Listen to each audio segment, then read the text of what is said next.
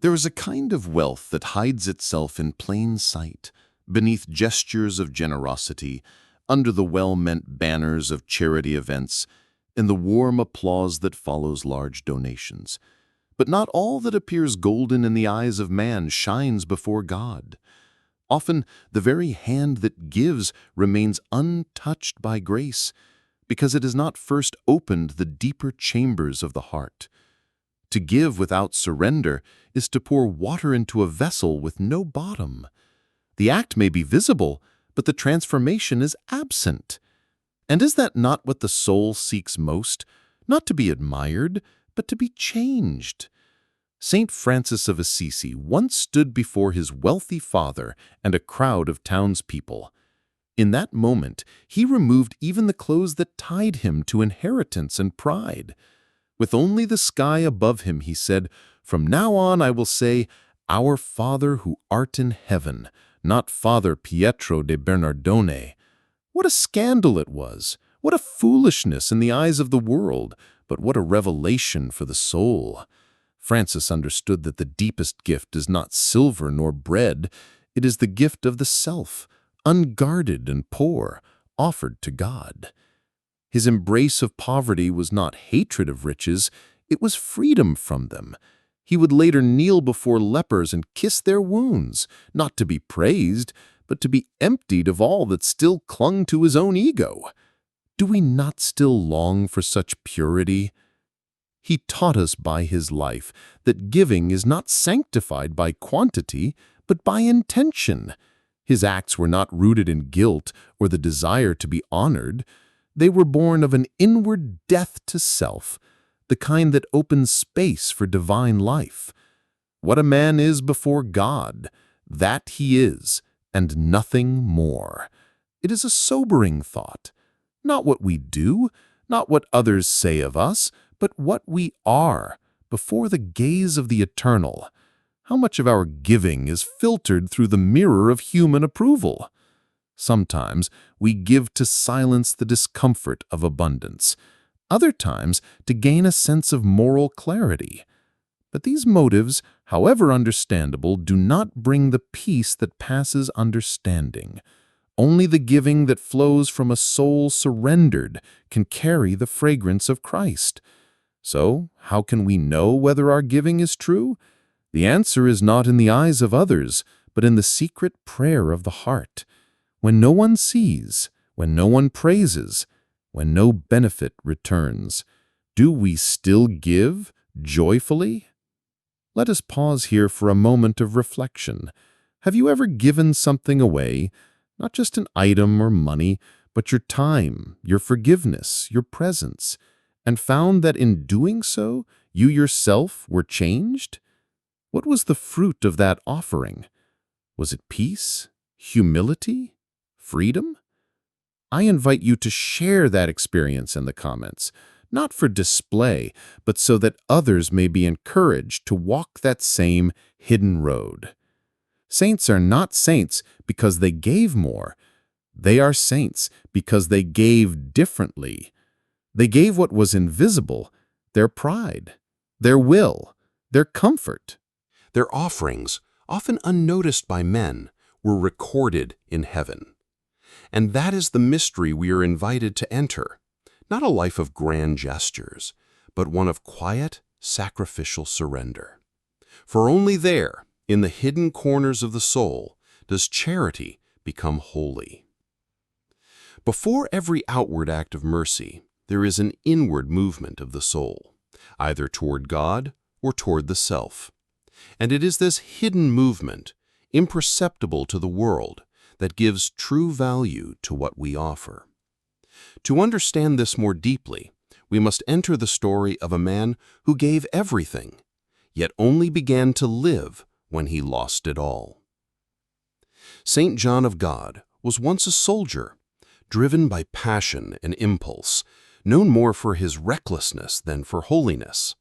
His life was scattered, and though he gave to others on occasion, it was not charity, it was restlessness. Something in him was searching, even in the noise of battle and the thrill of movement. One day, after hearing a sermon by St. John of Avila, something in him broke. Not a dramatic collapse of pride, but a silent crumbling of illusion. He saw that his life of wandering had been, at its core, a refusal to be still before God. He began to weep in public, not for show, but from a wound that had been opened by grace. He was ridiculed, taken for mad, and placed in a hospital for the insane. Yet even there, stripped of dignity and misunderstood, he began to care for others around him with a tenderness that was not his own.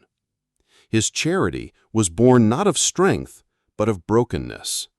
He had nothing, not even the approval of those near him, but his heart was finally aligned with the heart of Christ. Later, when he founded a hospital for the poor, he would go into the streets at night, carrying those too weak to walk, holding them as a mother holds her child. His hands had become the hands of God, not because he was giving more than others, but because he was giving with nothing left of himself to prove. This is the danger that hides beneath so many generous lives. We give, but we keep the center of ourselves untouched. We serve, but we still seek control. We offer, but with conditions. St. John of God teaches us that only when we allow ourselves to be undone by grace can our giving become a true extension of divine mercy. And so we must ask ourselves, gently but honestly, why do I give? What part of me still clings to praise, to self-justification, to the need to be seen? Can I offer something purely, with no echo of self in it? These are not questions to answer quickly. They are invitations to silence, to prayer, to deeper surrender. Perhaps this is a moment to look back. Was there a time in your life when you gave without calculation, without any desire for recognition, and yet, in that hidden act, something eternal was planted in you? A word, a gesture, a listening ear, unnoticed by most, but heavy with presence. What was that moment like for you? I invite you to share it in the comments, not as a boast, but as a testimony. There is power in recalling the secret places where God moved. The world celebrates charity that is loud, measurable, and impressive. But heaven looks upon the quiet offerings that go unnoticed. St. John of God did not set out to be remembered. He set out to be faithful in hidden things. And that is what transformed him. His life reminds us that the real miracle is not the number of mouths fed, but the conversion of a heart that finally stops living for itself. There is a hidden generosity that costs more than gold. It is the generosity of time, of silence, of listening. It is the giving that continues when there is no applause, no thanks, and no return. This is the kind of giving that forms saints, not because it is grand, but because it is free.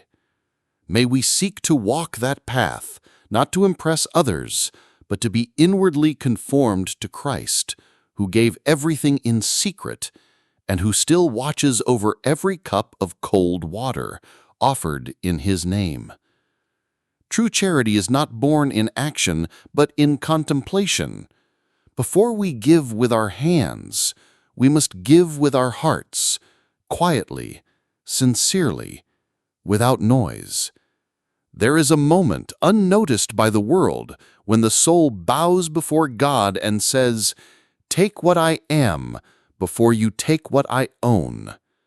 That moment, though invisible, is the true beginning of generosity. Without it, all giving becomes calculation. With it, even the smallest offering becomes eternal. The spiritual life calls us not just to act rightly, but to be inwardly reordered. And this reordering begins with prayer, not the prayer of many words, but the prayer of surrender. If you feel the tension of wanting to do good while still being bound by ego, approval, or fear, Bring that tension into the presence of God. Speak it to Him. Hide nothing. The soul cannot be healed where it pretends. There is a prayer that I offer to you today, not a formula, but a path into this silence of truth. It is not meant to be rushed. Let it guide you gently into the deeper places. Lord, take from me the desire to be admired for my goodness. Let me not give to be noticed, nor speak to be praised. Teach me to love hiddenness. May my left hand forget what my right hand has done. And when I give, let it be you giving through me. I am yours. That is enough. This prayer, simple as it is, becomes a doorway. Through it, we begin to detach from the self-image that clings to our giving. We start to taste the joy of being unseen. And paradoxically, this hiddenness does not shrink the soul. It enlarges it, because it places us where only God sees, and only His gaze matters. Practice this prayer daily, especially before any act of generosity, no matter how small. Let it shape the interior space from which your actions flow. Give in secret. Let your offering be a whispered song, known only to heaven, and trust that what is hidden from the world is treasured by God. We might ask ourselves, gently, when was the last time I gave something without anyone knowing? Not just money, but forgiveness, patience, time, love. Have I ever fasted from the need to be seen? These are not burdens, but invitations. For what God desires most is not performance, but participation in His own hidden love. In a world obsessed with visibility, the spiritual life invites us into a different rhythm. The kingdom of God grows in silence, like seeds in the dark, like prayers in the night. And you too are called to be part of that hidden movement. There is no shame in being unseen. In fact, it may be the most sacred place to stand. When your soul begins to rest in this kind of quiet offering, something shifts. You begin to see others not as recipients of your generosity, but as reflections of Christ Himself. You give not to lift yourself up, but because love has found a home in you. And love always gives, not for its own sake, but for the joy of being poured out. Let your giving be born of prayer. Let your prayer be born of surrender. And in that surrender, you will discover what no wealth can buy, the peace of being wholly in God's hands, where nothing is wasted and everything is seen. There is a moment in every soul's journey when the external beauty of good works begins to feel strangely empty. You feed, you clothe, you give, and yet something remains untouched. Not because the work is without value, but because the heart remains divided. It is here that the gospel does not just invite, it confronts. Christ, in His unchanging tenderness, places before us a mirror that no praise can distort or no achievement can disguise. Be careful not to practice your righteousness in front of others to be seen by them. If you do, you will have no reward from your Father in heaven. Matthew 6:1, NIV. These words are not a warning meant to shame, but a light meant to reveal. Why does the Lord speak so directly here? Because He knows the subtle danger that our desire to do good can become entangled with our need to be noticed. That righteousness, once performed before an audience, begins to feed the ego instead of glorifying God.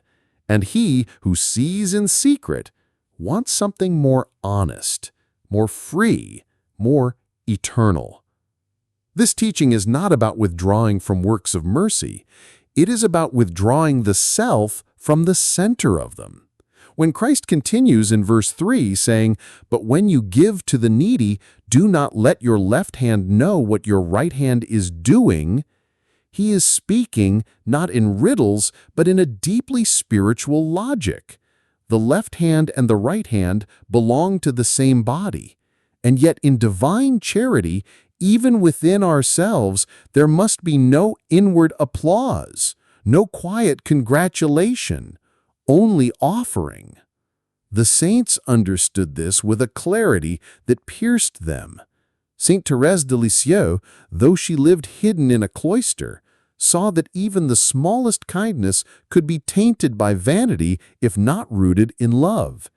She wrote, "I prefer the monotony of obscure sacrifice to all ecstasies. To pick up a pin for love can convert a soul." She knew that the true theater of sanctity was not the world's stage, but the interior of the heart, veiled from all eyes but God's. And in that quiet theater, the soul must act not for applause, but for love. So how can we live this? First, by returning again and again to silence, interior silence, where the Spirit can gently reveal our motives. Before giving, pause. Ask, is this about them or about me? And if you discover pride mingled in your intention, do not despair. Offer even that to God. Say to Him, "Lord, take this broken gift and purify it in your mercy. Let it be yours, not mine." This is the beginning of transformation, not to be perfect, but to be transparent before the one who loves perfectly. Second, embrace the discipline of hidden acts. Let one generous gesture each day remain unspoken, unshared. No announcement, no reward. Let it fall like a seed into the soil of eternity. For what is done in secret is seen by the Father, and what He sees, He does not forget. And lastly, remember that the greatest gift is not what we give, but who we are becoming.